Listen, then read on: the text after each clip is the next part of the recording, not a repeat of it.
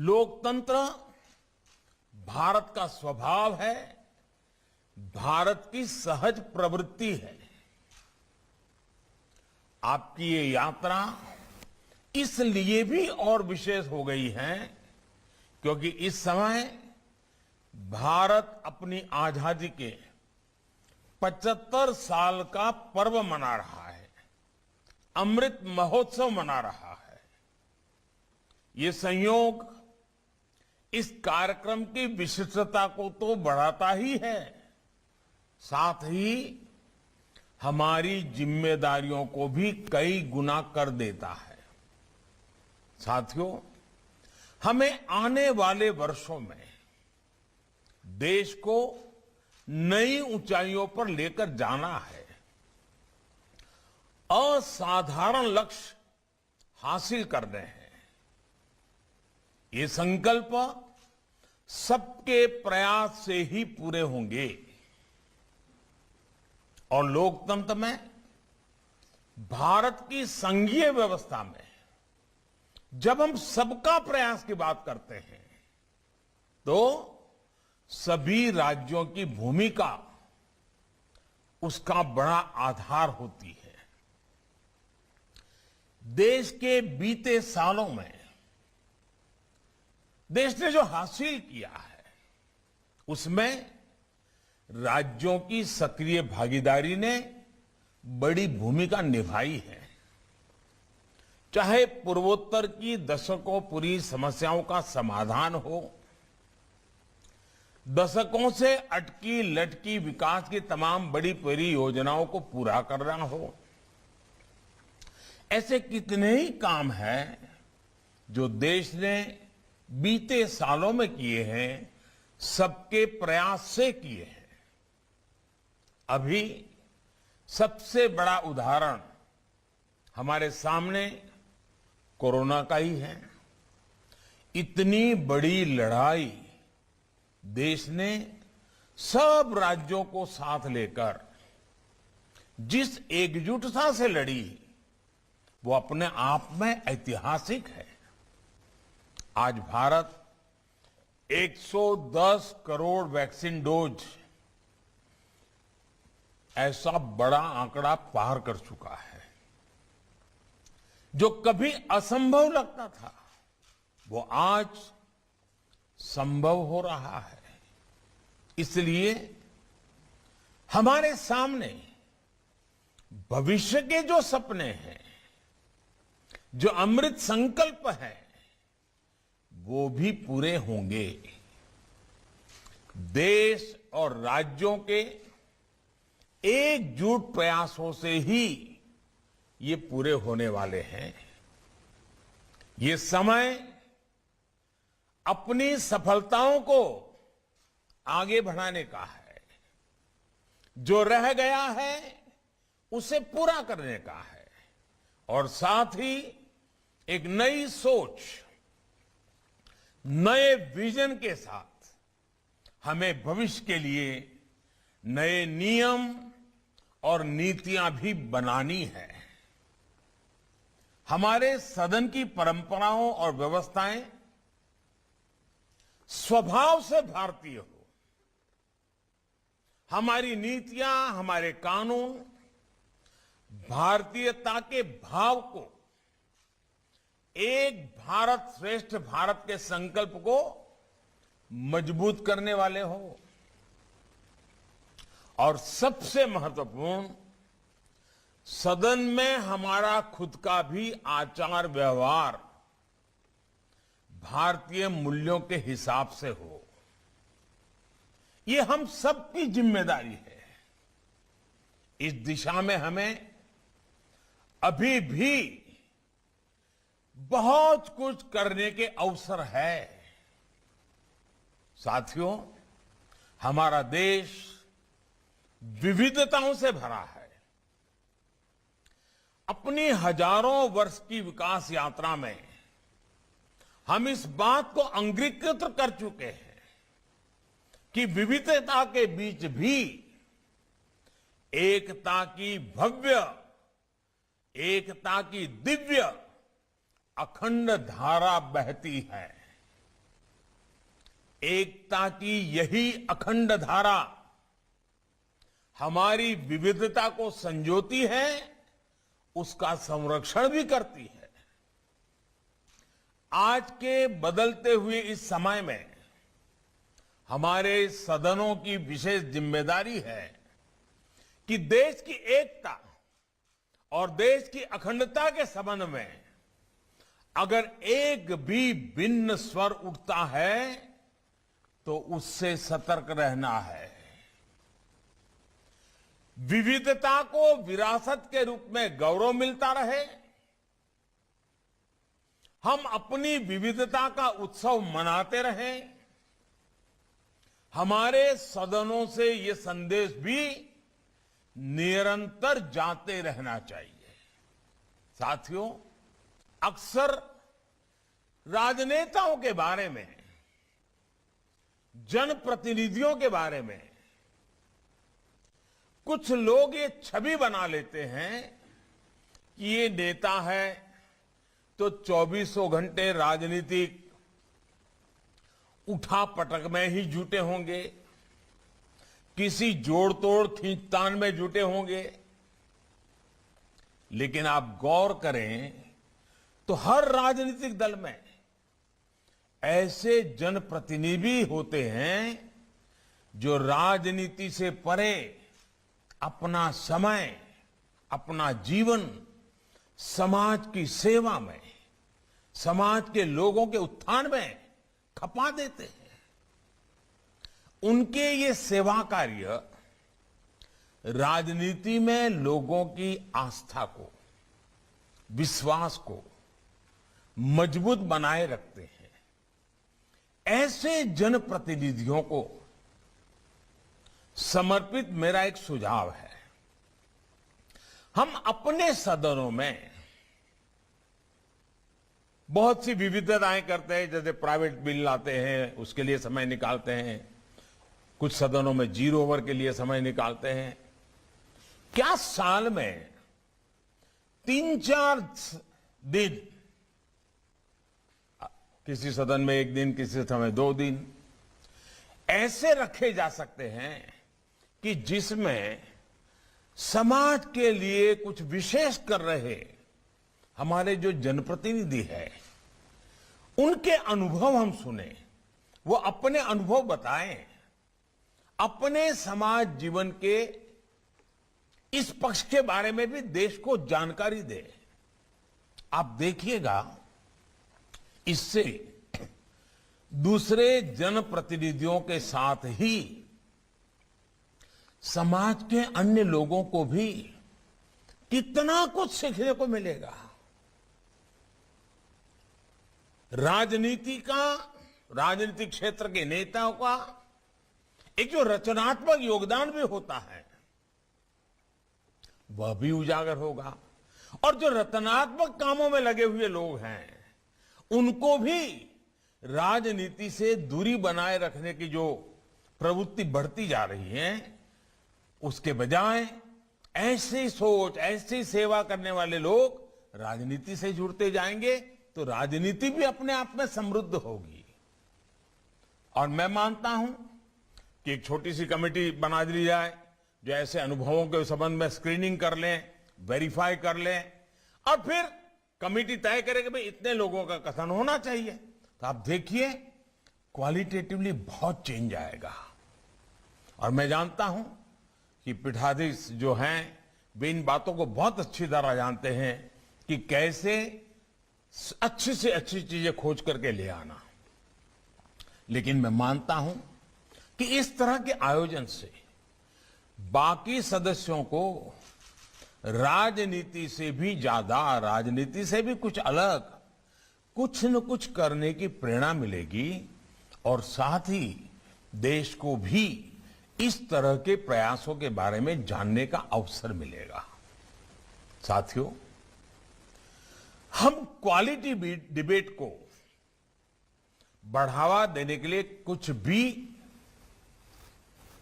और आवश्यकता है, हम लगातार कुछ न कुछ इनोवेटिव कर सकते हैं। डिबेट में वैल्यू एडिशन कैसे हो, क्वालिटेटिवली डिबेट लगातार नए स्टैंडर्ड्स को कैसे प्राप्त करे। हम क्वालिटी डिबेट के लिए भी अलग से समय निर्धारित करने के बारे में सोच सकते हैं क्या? ऐसी डिबेट जिसमें मर्यादा का, गंभीरता का पूरी तरह से पालन हो, कोई राजनीतिक छीटाकशी ना हो, एक तरह से वो सदन का सबसे हेल्दी समय हो, हेल्दी डे हो। मैं रोज के लिए नहीं कह रहा हूं, कभी 2 घंटे, कभी आधा दिन, कभी 1 दिन। क्या हम इस तरह का कुछ प्रयास कर सकते हैं? Healthy day, healthy debate, quality debate, value addition करने वाली डिबेट, रोजमर्रा की राजनीति से बिल्कुल मुक्त डिबेट। साथियों, ये आप भी भली भांति जानते हैं कि जब देश की संसद या कोई विधानसभा अपना नया कार्यकाल शुरू करती है तो उसमें ज्यादातर सदस्य फर्स्ट टाइमर होते हैं। यानी राजनीति में बदलाव लगातार होते हैं, जनता लगातार नए लोगों को, नई ऊर्जा को मौका देती है और जनता के ही प्रयासों से सदन में भी हमेशा ताजगी, नया उत्साह, नया उमंग आता ही है। हमें इस नए पैन को नई कार्य प्रणाली में ढालने की जरूरत है कि नहीं है? मुझे लगता है कि बदलाव आवश्यक है। इसके लिए ये जरूरी है कि नए सदस्यों को सदन से जुड़ी व्यवस्थित ट्रेनिंग दी जाए, सदन की गरिमा और मर्यादा के बारे में उन्हें बताया जाए। हमें अक्रॉस द पार्टी सतत संवाद बनाने पर बल देना होगा। राजनीति के नए मापदंड भी बनाने ही होंगे। इसमें आप सभी प्रिसाइडिंग ऑफिसर्स की भूमिका भी बहुत अहम है। साथियों, हमारे सामने एक बहुत बड़ी प्राथमिकता सदन की प्रोडक्टिविटी को बढ़ाने की भी है। इसके लिए जितना जरूरी सदन का डिसिप्लिन है, उतना ही आवश्यक तय नियमों के प्रति कमिटमेंट भी है। हमारे कानूनों में व्यापकता तभी आएगी जब उनका जनता के हितों में सीधा जुड़ाव होगा और इसके लिए सदन में सार्थक चर्चा, परिचर्चा बहुत जरूरी है। खास तौर पर सदन में युवा सदस्यों को, आकांक्षी क्षेत्रों से आने वाले जनप्रतिनिधियों को, महिलाओं को ज्यादा से ज्यादा मौका मिलना चाहिए। हमारी समितियों को भी इसी तरह ज्यादा व्यवहारिक और प्रासंगिक बनाए जाने पर विचार होना चाहिए। इससे हमारे लिए न केवल देश की समस्याएं और उनके समाधान जानना आसान होगा, बल्कि नए आइडियाज भी सदन तक पहुंचेंगे। साथियों, आप सभी इस बात से परिचित हैं कि बीते सालों में देश ने one nation one ration card, one nation one mobility card जैसी कई व्यवस्थाओं को लागू किया है। क्या इसी तरह की सुविधाओं से हमारी जनता भी कनेक्ट हो रही है और पूरे देश में भी एक साथ हमने एक नया अनुभव आ रहा है, मानो देश उत्तर से दक्षिण, पूरब से पश्चिम, कोने कोने में कनेक्ट हो रहा है। मैं चाहूंगा कि हमारी सभी विधानसभाएं और राज्य अमृत काल में इस अभियान को एक नई ऊंचाई तक लेकर जाएं। मेरा एक विचार, one nation one legislative platform, क्या यह संभव है? एक ऐसा डिजिटल प्लेटफॉर्म, एक ऐसा पोर्टल जो न केवल हमारी संसदीय व्यवस्था को जरूरी टेक्नोलॉजिकल बूस्ट दे, बल्कि देश की सभी लोकतांत्रिक इकाइयों को जोड़ने का भी काम करें। हमारे हाउसेस के लिए सारे रिसोर्सेज इस पोर्टल पर उपलब्ध हो। सेंट्रल और स्टेट लेजिस्लेचर पेपरलेस मोड में काम करें। लोकसभा के माननीय अध्यक्ष और राज्यसभा के उपसभापति महोदय के नेतृत्व में आप प्रिसाइडिंग ऑफिसर्स इस व्यवस्था को आगे बढ़ा सकते हैं। हमारे संसद और सभी विधानमंडलों की लाइब्रेरीज को भी डिजिटाइज करने और ऑनलाइन अवेलेबल कराने के लिए चल रहे कार्यों में भी तेजी लानी होगी। साथियों, आजादी के इस अमृत काल में हम तेजी से आजादी के 100 साल की तरफ बढ़ रहे हैं। आपकी 75 वर्षों की यात्रा इस बात की साक्षी है कि समय कितनी तेजी से बदलता है। अगले 25 वर्ष भारत के लिए बहुत महत्वपूर्ण है। 25 साल के बाद हम आजादी के 100 साल मनाने वाले हैं और इसलिए यह अमृत काल 25 साल का बहुत महत्वपूर्ण है।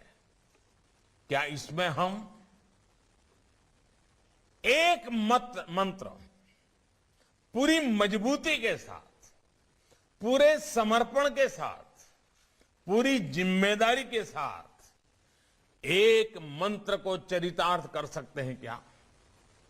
मेरी दृष्टि से वो मंत्र है कर्तव्य। कर्तव्य, कर्तव्य, कर्तव्य ही कर्तव्य। सदन में भी कर्तव्य की बात, सदन से संदेश भी कर्तव्य का ही हो। सदस्यों की वाणी में भी कर्तव्य की महक हो, उनके वर्तन में भी कर्तव्य की परिपाटी हो, परंपरा हो। सदियों की जीवन शैली, आचार विचार में भी कर्तव्य प्राथमिक हो। सदस्यों के मंथन में, वाद विवाद में, संवाद में, समाधान में, हर बात में कर्तव्य सर्वोपरि हो। हर तरफ सिर्फ कर्तव्य की बात हो, कर्तव्य का बोध हो।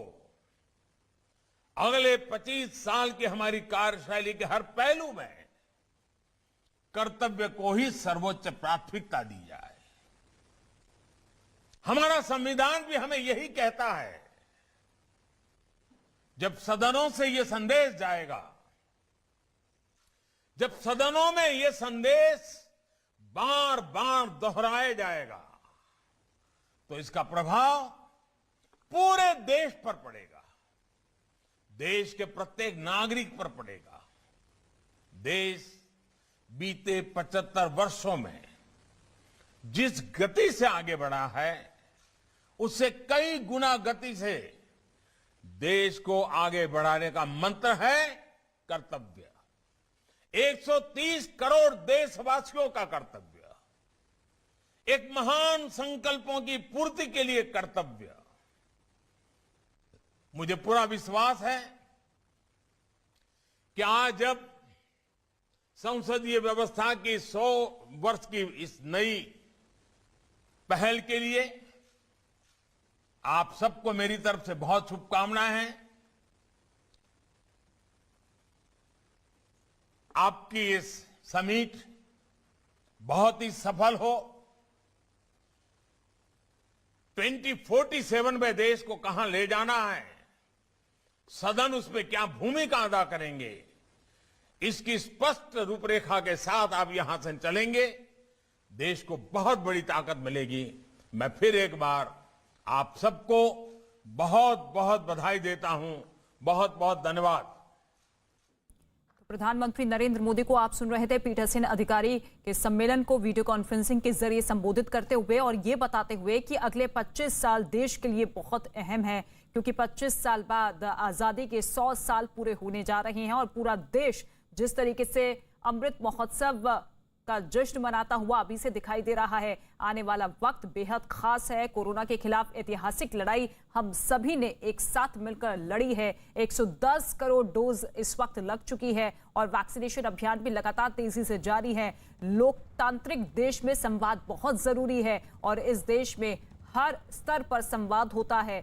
हर जगह कर्तव्य की बात होनी चाहिए। कर्तव्य ही सर्वोपरि है। आजादी के 100 साल 25 साल बाद पूरे होने जा रहे हैं और ऐसे में पूरा देश एकजुटता के साथ जिस तरीके से खड़ा होता हुआ नजर आ रहा है, वो देश के विकास के लिए बहुत ही ज्यादा महत्वपूर्ण है। सदन की प्रोडक्टिविटी बढ़ानी होगी, इस बात का भी जिक्र इस सम्मेलन के जरिए प्रधानमंत्री नरेंद्र मोदी करते हुए नजर आए। ये मंत्र पीएम मोदी ने आज दिया कि राजनीति में बदलाव हो रहा है। कोरोना के खिलाफ हम सभी ने मिलकर ऐतिहासिक लड़ाई लड़ी। पॉलिटी बहस के लिए वक्त निकाले, एक दूसरे से चर्चा होनी चाहिए। संवाद ही लोकतंत्र में बहुत जरूरी है और जिस तरीके से पूरा देश आगे बढ़ रहा है उसकी सराहना करते हुए प्रधानमंत्री नरेंद्र मोदी नजर आए। नए विजन के साथ नई नीति बनानी होगी।